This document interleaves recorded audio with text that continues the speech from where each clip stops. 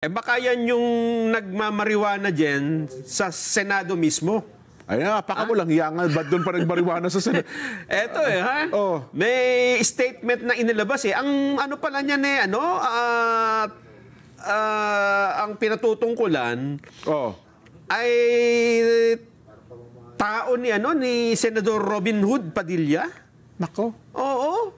Pero mukhang nasa banyo data, nangangalingaso yung amoy di ba alam mo yung amoy niyan, talagang malalaman mo sa isang lugar. Oo. Yun ba yun? Sa comfort room daw ata, sa opisina ba o sa comfort room? Eto, may statement na po ang Senate Secretary tungkol dito. Ang sabi, several news articles reported yesterday an incident involving the alleged use of marijuana by a Senate staff member inside the Senate premises. Opo. Upon the instruction of Senate President Francis Chis Escudero, I directed the Office of the Sergeant at Arms to immediately conduct an investigation into the matter.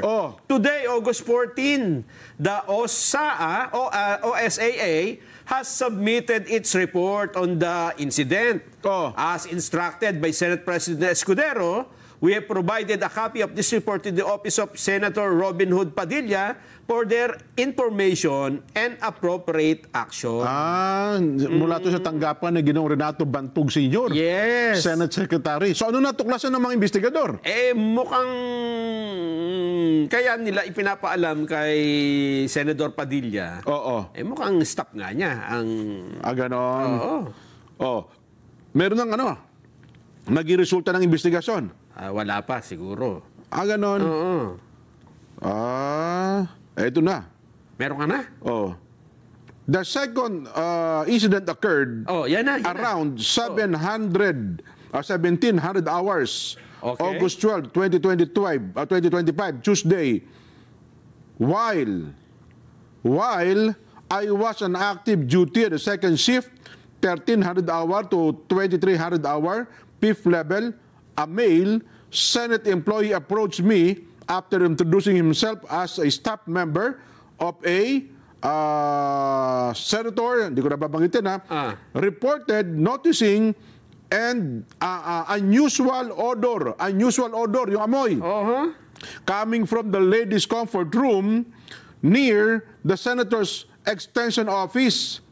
He claimed the odor resembled that of marijuana and stated that the only person in the area in that time was allegedly Miss Babae ba?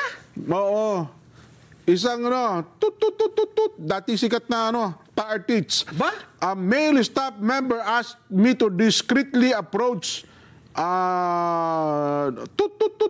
yan, which I did, and she walked past my post. Naglakad daw ng mabilis. Ayun na. Mukhang meron daw for your information, galing ito, Police Major Aplaska, Sergeant at Arms, through Director Manuel Parlade, Service Chief Security Enforcement Service, from, sa security guard mula doon sa isang nagngangalang security. Double check nila ito. Binibisigahan pa naman.